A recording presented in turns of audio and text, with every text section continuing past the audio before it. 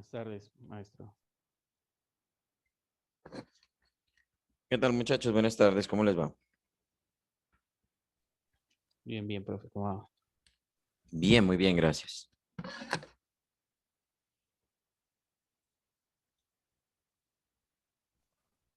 Hola, profe. Hola, Wendy, ¿cómo estás? Buenas noches. Bien, gracias. Bien, profe, gracias. Hoy todo con el chévere con pasó. Esperemos un par de minutos a ver si se logran conectar los demás para arrancar. Profe, buenas tardes, compañeros, ¿cómo están? Hola, Jimmy, buenas tardes. Bien, gracias. Sí, señor, gracias. Entonces les decía que esperemos un momento y para ver si se conectan los demás y si no, pues entonces arrancamos con los que estamos.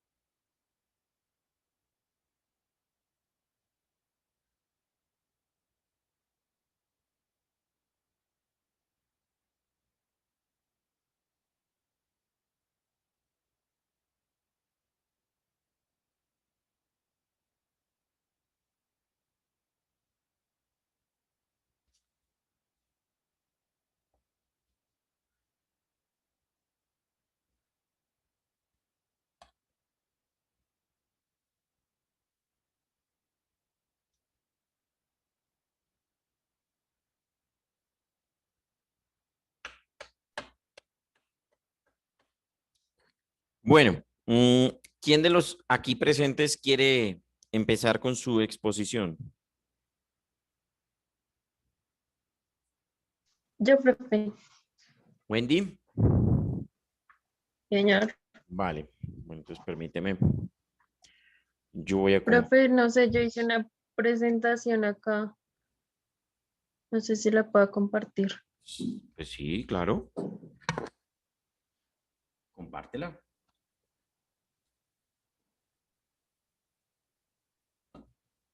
¿Sobre qué vas a hablar, Wendy?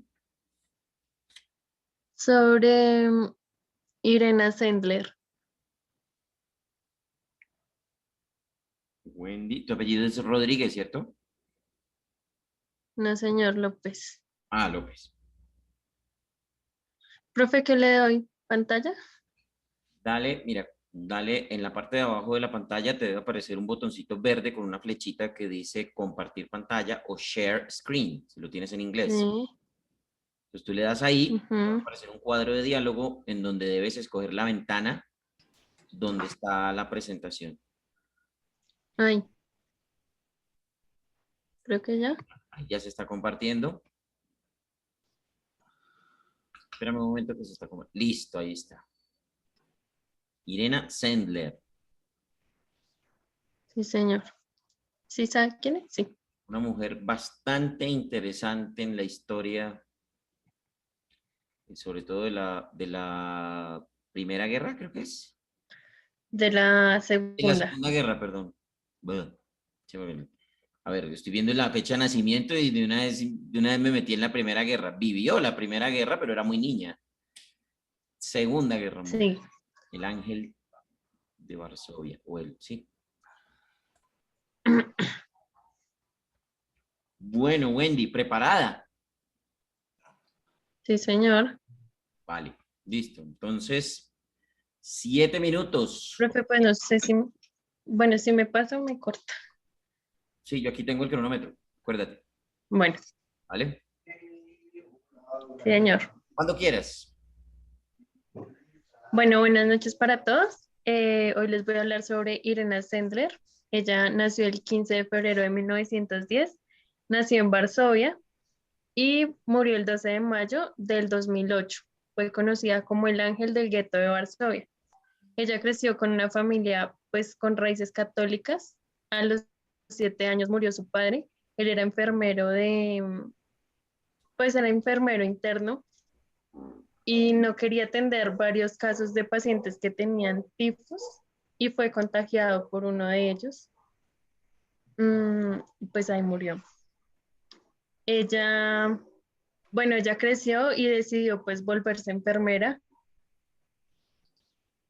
En 1999, estudiantes de Kansas estaban investigando sobre el holocausto judío y descubrieron pues a esta mujer, Irena Sendler, que era una polaca que salvó a más o menos 2.500 niños en la guerra de Varsovia. Esto de salvar a los niños era algo prohibido que estaba pues atentando contra su propia vida. Entre 1939 y 1940, bueno, en 1939 ella trabajaba en los comedores comunitarios, era integrante del Departamento del Bienestar Social y ayudaba a muchos niños. Pero en 1940, pues la situación de la guerra empeoró y Irena se unió al consejo para ayudar a todos los judíos. Bueno, ella ya se inscribió como miembro del cuerpo sanitario para encargarse de como una enfermera para ayudar a todos los que estaban contagiados, a todas las personas y solamente, bueno, ellas no las atacaban porque llevaban como el signo de enfermera o sí, de los ayudantes ahí de las guerras. Bueno, ella vio esto como una oportunidad para ayudar a salvar a más pues de los 2.500 niños. Ella solamente salvó a los niños porque pues vio que era como una población más vulnerable, ¿sí? Esto fue algo muy difícil para los padres de los niños porque pues dejarlos ir con alguien que primero no conocían, pero pues era una oportunidad para ellos. El plan de Irena era sacarlos en ambulancias, era sacarlos en ambulancias, sacarlos digamos que por la puerta grande, pero todo estaba controlado por los nazis, entonces era imposible para ella. Y ella pues decidió empezar a, no sé, a guardarlos en bolsas de basuras, a sacarlos en ataúdes. A los más grandes los ayudaba vistiéndolos y pasándolos como polacos cristianos. Les cambiaba el vestuario, les ayudaba con los idiomas para que los nazis pues no se dieran cuenta. Y a los más pequeños los dormía con medicamentos, los envolvía en sacos y eso los enviaban en las mañanas en los tranvías. Y ahí trabajaban personas que pues eran como los más rechazados y los sacaban de allí. Bueno, ella también los intentó sacar por iglesias, por juzgados, por sótanos, por edificios, estos lugares que tenían varias puertas, varias salidas, ¿sí? Y bueno, estos lugares quedaban cerca de las murallas del gueto. Los llevaba a lugares seguros y los recibían grupos que los ayudaban, los grupos que ayudaban a los judíos, ellos los alimentaban, los vestían, los curaban. En 1942 salvó a una bebé con pocos meses de nacida. los padres de ella murieron y bueno, Irena la guardó en una caja, la guardó con una cuchara marcada con el nombre, con la fecha de nacimiento y el apodo de ella es esta mujer que está acá en pantalla. Em, y a ella pues la crió una mujer que era conocida de Irena. De allí, bueno, de allí de la idea de la cuchara, ella empezó a anotar todos los nombres de los niños que salvaba. Los anotaba en un papelito y los escribía con el nombre y número de documento, bueno, los más grandes esa. Y estos nombres los ponía en un frasquito de vidrio y los enterraba en un jardín de una vecina que era de... En 1943, un vigilante de una lavandería se dio cuenta de lo que hacía Irena y la delató y ella terminó bajo la tortura de los alemanes. A ella, pues, al darse cuenta de lo que hacía ella, le latigaron las piernas y los pies, ella no podía caminar. Y la policía secreta de los nazis la condenó a ser fusilada. A ella y a toda la red de los ayudantes de los niños. Se dieron cuenta que ella utilizaba un apodo que era Yolanta, entonces todo esto fue como en su contra. Pero pues ella logró sobornar a un polaco que trabajaba para los nazis. Y ya en el último momento, ya cuando tenía el fusil que le estaba apuntando, ella pudo escapar. Y pues con los pies todos latigados, no sé, pudo salir corriendo de allí.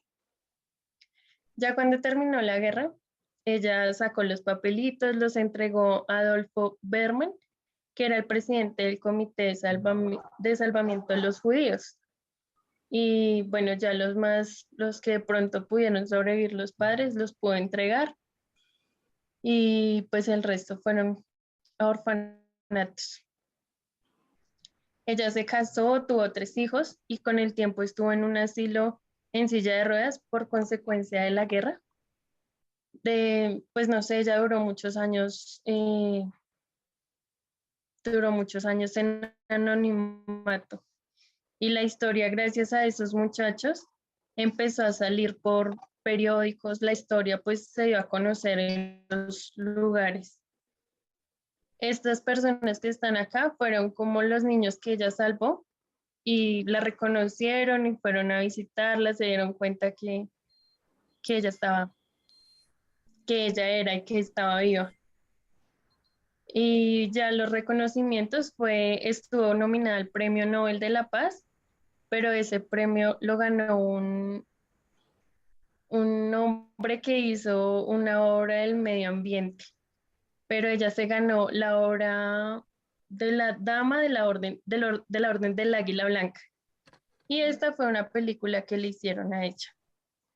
Acá está la frase de ella. Y listo. Bueno, ahí te regalé ese par de minuticos para que terminaras. Sí, iba a leer la frase, pero no fue. Léela. Dice, la razón por la cual rescaté a los niños tiene su origen en mi hogar, en mi infancia. Fui educada en la creencia de que una persona necesitada debe ser ayudada de corazón, sin mirar su religión o su nacionalidad. Tiene absolutamente toda la razón la señora Irena. Bueno, tenía la razón. Bueno, Wendy, bueno, vamos a ver qué hay que reparar de tu exposición. En primer lugar, pues una exposición muy profunda, aparte de todo que se notaba que había mucho conocimiento del tema. Sin embargo, el orden lo ceñiste mucho a la exposición de las diapositivas, ¿cierto? Entonces, Sí. creo que hiciste muchas pausas que le quitaron dinamismo a la exposición. Incluso en algunos momentos esas pausas denotaban inseguridad, ¿vale? Como que estabas más concentrada en el orden. Ya aquí a diferencia de lo que suele pasar, en el que uno está más concentrado, perdón, que uno se desordena y no encuentra de pronto la forma de concatenar las ideas y el orden de la exposición, en este caso creo que te pasaste de organizada, ¿cierto? Y entonces como que salió muy cuadriculada la exposición, la intervención, ¿de acuerdo? Ah, ok. No quiere decir con esto que no hayas tenido buena seguridad, me parece que, que el conocimiento que te daba, es decir, el conocimiento que tuviste lo lograste expresar, ¿vale?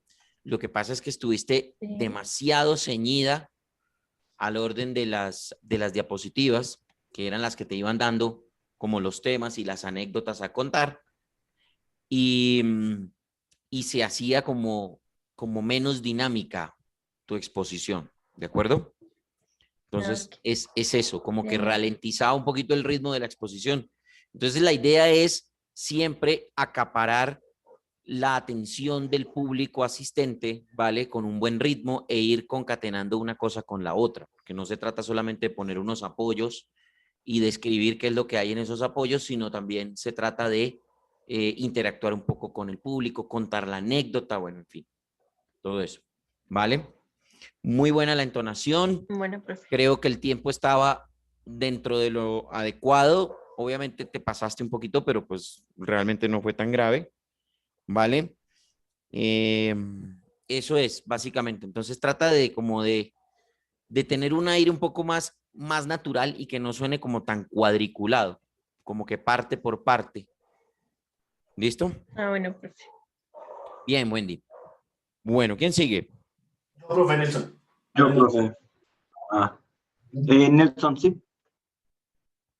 Bueno, Nelson.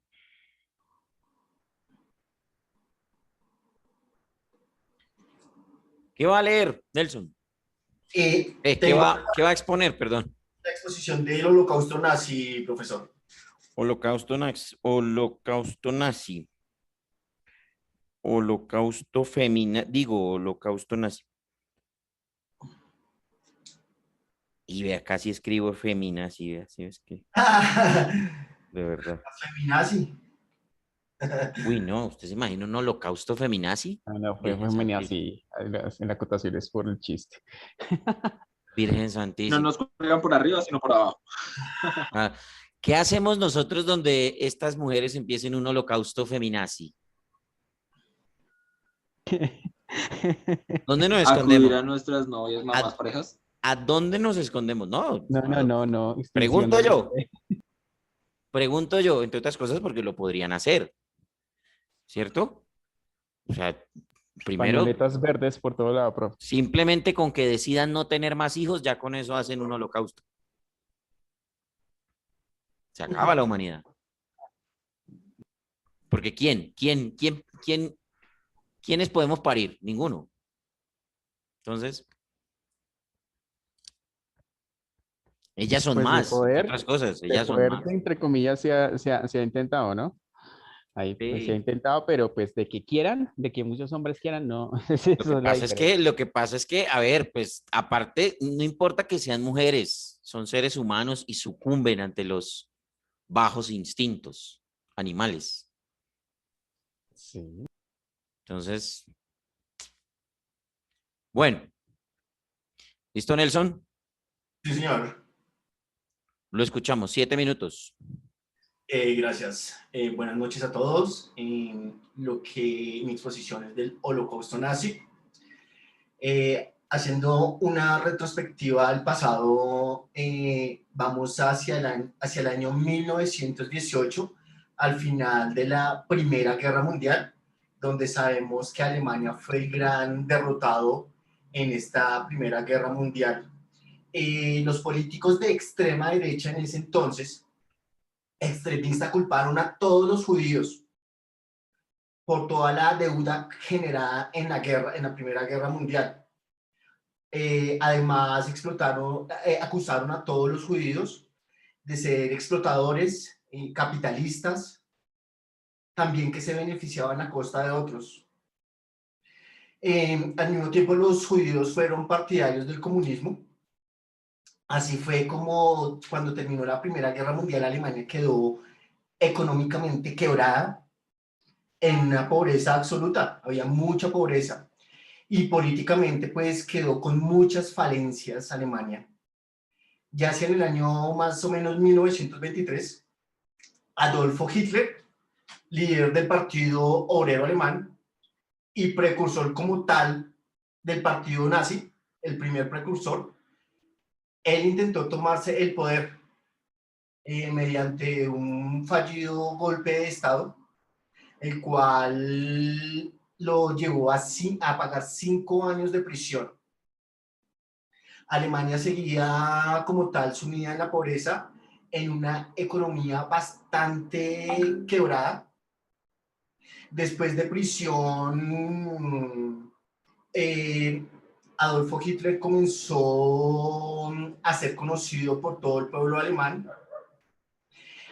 Su objetivo era como tal establecer una nueva orden. Esa nueva orden fue basada en la eugenesia, en la hegemonía nazi en toda Europa. Como tal, era posicionar a los nazis en toda Europa como tal. También fue precursor y como tal el nazismo nació como por la hostilidad hacia los, y odio hacia los judíos, también hacia los cristianos, no solo fue judíos, hacia los católicos igualmente, gitanos también, un racismo extremo, comunismo, anticomunismo, homofobia extrema y nacionalismo puro. Así fue como pues todo el mundo conoció a Hitler, les comenzaron a gustar pues sus propuestas. Ya en 1934 pues Hitler toma el poder y pues comienza el baño de sangre, donde murieron alrededor de 6 millones de judíos, bastante. Quiero aclararles, cuando les hablaba del término eugenesia, eugenesia es mezclarse como tal con los mejores genes, blancos, de raíces puras, por eso su odio a los homosexuales, a los judíos como tal.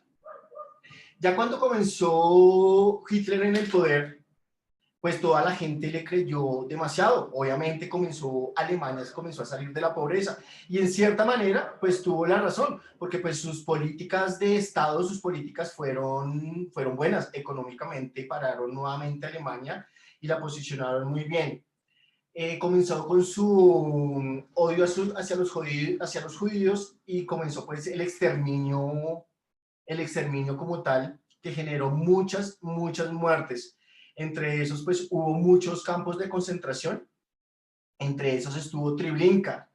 En Treblinka llegaban camionados de judíos y simplemente los dejaban en el campo de concentración que murieran de hambre. Otros eran fusilados, otros eran torturados de la peor manera. Y hubo una persona en especial que se llamó el doctor Mengele, que fue un coronel de las más altas calibres y amigo íntimo de Adolfo Hitler. El doctor Mengele experimentó con animales y judíos. Era un médico cirujano científico y hizo toda clase de experimentos. Experimentaba con órganos de animales, se los pasaba a los judíos, transfusiones, etcétera. En sí, lo que generaban era dolor, no les importaba si eran niños, si eran ancianos, todo aquel que fuera judío o polaco tendría que morir. También cabe aclarar que durante esta hegemonía nazi, también cabe el oscurantismo. Hitler estuvo acompañado por muchos ocultistas, oscurantistas, llamados también brujos satanistas, que según él le guardaban mucha protección. No lo sabemos aún si fue así o si no fue así. Hacían muchos rituales, hacían bastantes rituales. También eran adictos a muchas sustancias como la cocaína. como tal, superadictos.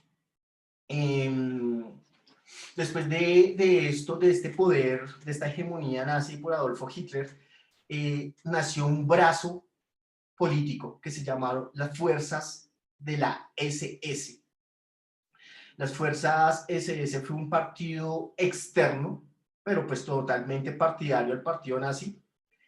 Fue un partido político también, económico y de extrema seguridad de Adolfo Hitler.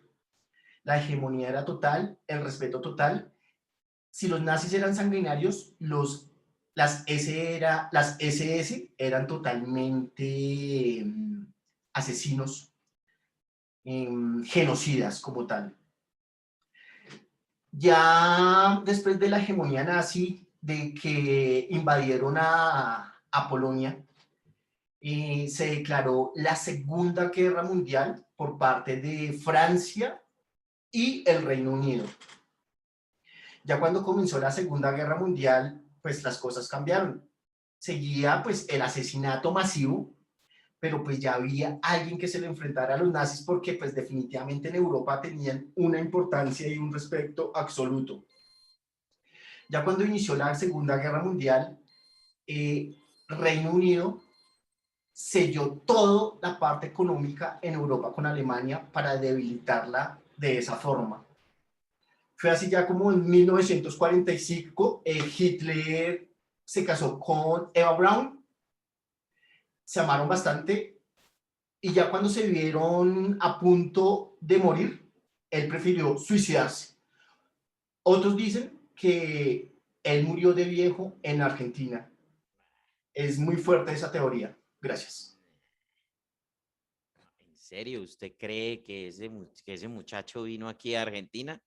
Pues, profe, hubo muchos nazis en Argentina. Aún hay viejos de 70, 90 años nazis en Argentina. Sí, sí, sí, claro, por supuesto.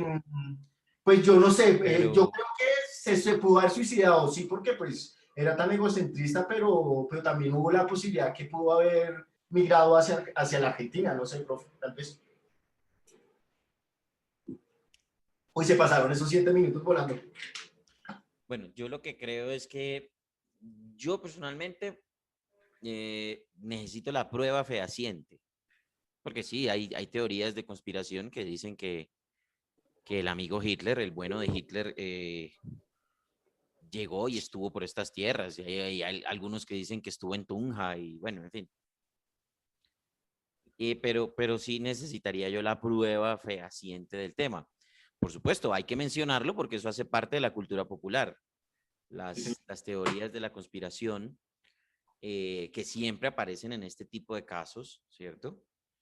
Lo que se sabe es que Hitler efectivamente se suicidó, primero mató a Eva y luego se suicidó, ¿vale? Porque pues el primero muerto antes que lo capturaran los aliados.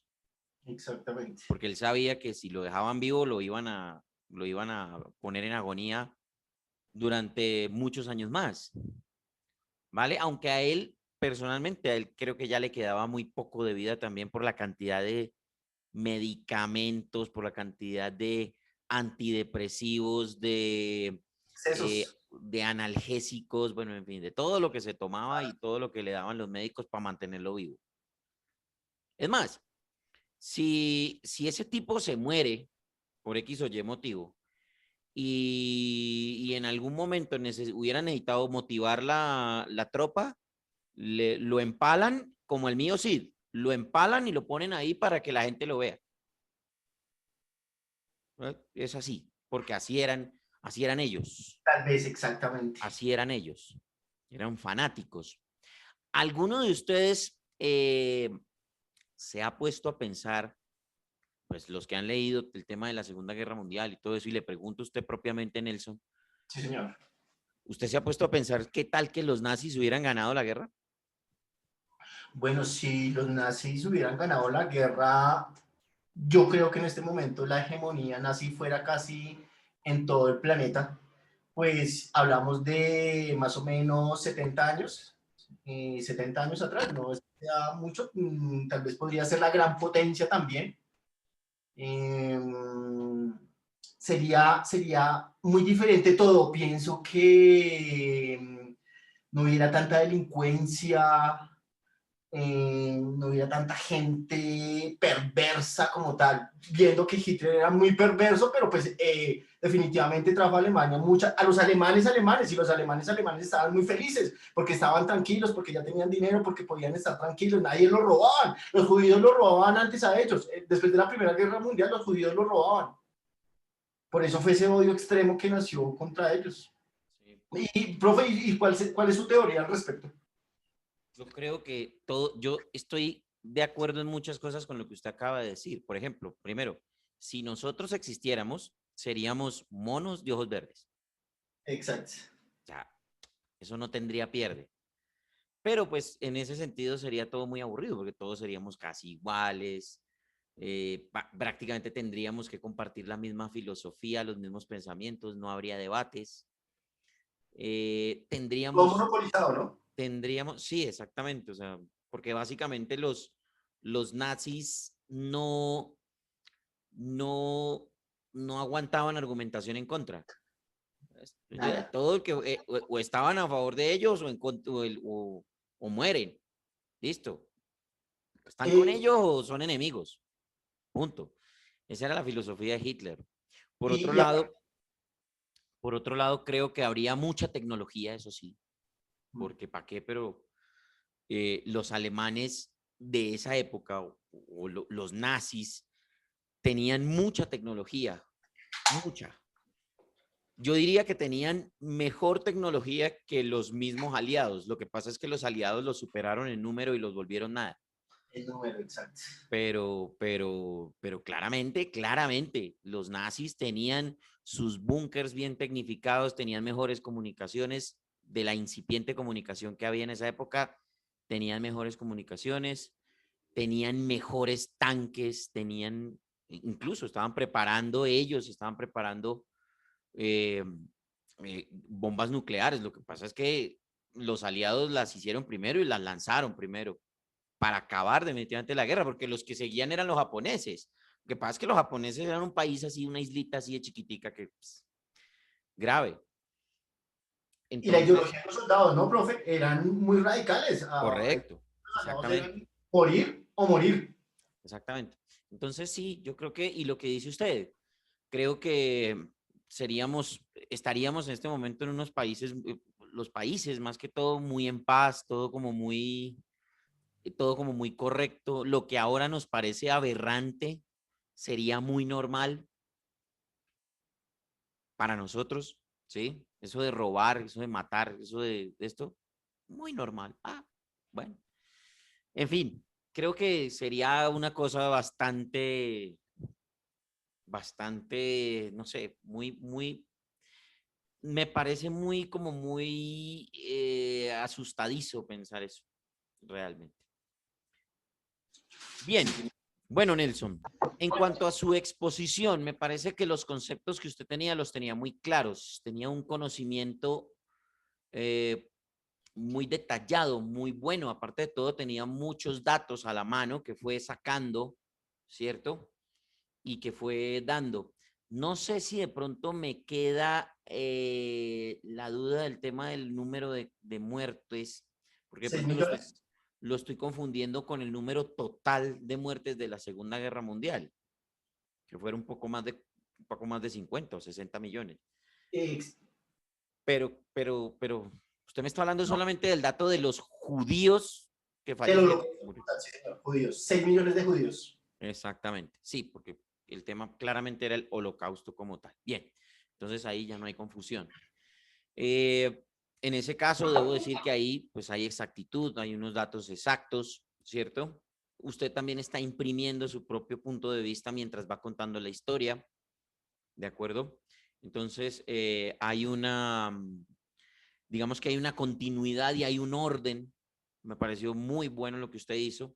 Ahora, en cuanto a la parte técnica de su exposición, yo le pararía más bolas a la vocalización, abrir más la boca, porque hay momentos en donde se le pegan las palabras. Entonces, vuelvo y digo, cuidar de la vocalización, ¿de acuerdo?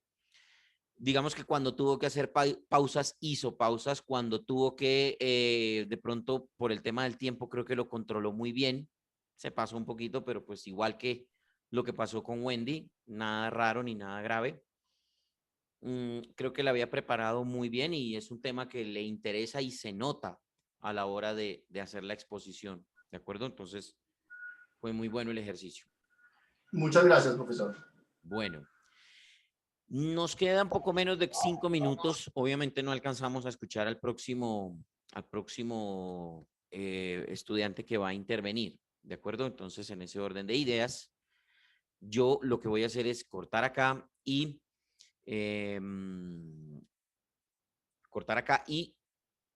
a tomar el descanso debido para la segunda parte, para entrar a la segunda parte de esta clase y continuar con las exposiciones de los estudiantes que faltan. ¿Vale? No vino Zapata. Bueno, en fin.